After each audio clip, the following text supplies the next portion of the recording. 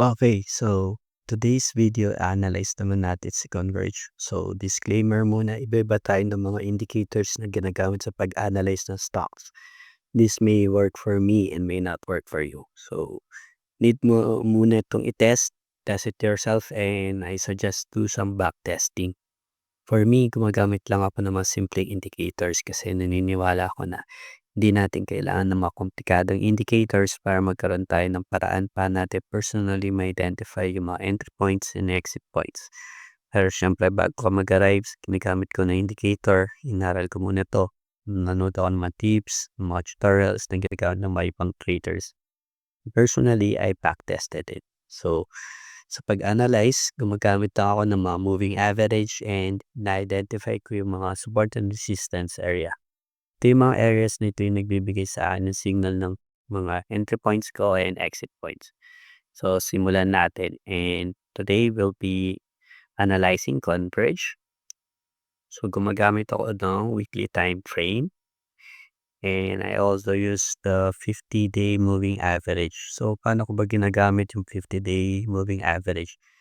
So, ang 50-day moving average, pag yung candlesticks ng chart is above the 50-day moving average, meaning these stocks supposedly to be uptrend or bullish. Pag nasa baba naman sila ng 50-day moving average, ito yung signal ko na the stock is going downward or downtrend and bearish yung move to stocks. Similar with what you see here in Converge. So, ang tinitingnan ko dito is kailangan muna siyang yung candle is pumunta siya sa above ng 50-day moving average bago siya personally bantayan or i-consider ko na pipiliin.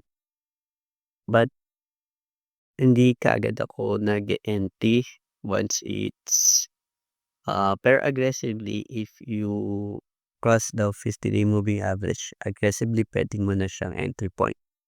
Pero ako tinitignan ko pa yung mga supports and resistance. So in this case, pagka-entry niya dito is magpa-plot muna ako ng resistance kung saan ako mag-e-enter. Kailangan ma-breakout niya muna yung resistance. So like here in this example, si Converge is na-breakout niya yung moving average dito, indicating na bullish yung stock. So, ang susunod kong gagawin is to plot my resistance. So, makikita natin in this area, meron siyang resistance. So, kailangan nilang ma-break itong resistance na to for me to identify na bullish talaga siya. Similar with yan dito. Itong resistance area, it will act as an area, hindi siya specific price point. So, dito makikita natin na nandun siya sa around 10 pesos na resistance.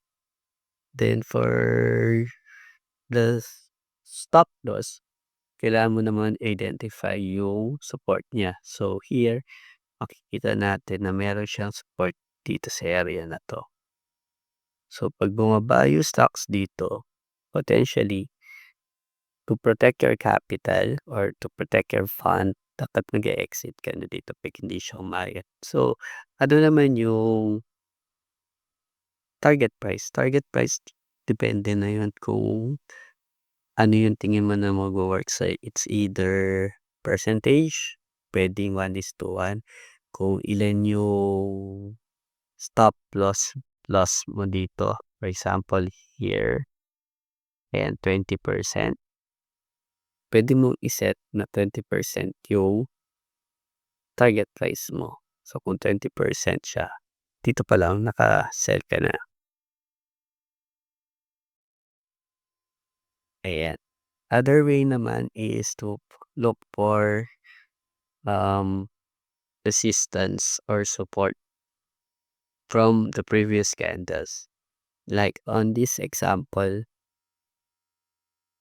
Ayan, puwede mo ito yung pinaka-resistance mo para ma-maximize mo yung gain mo. Candle like what happened here. Ayan, kung i-maximize mo siya and almost 30% pa yung mage-gain mo na profit from this point. And puwede mo ring i-set yung mga ibang resistance from the previous candles. And ito yung mga puwede mong i-set na mga resistance. So currently, paano naman natin mo-consider if si Converge ba is good stock to buy on this week? Pakita natin nagkaroon ng consolidation dito. So 'pag consolidation,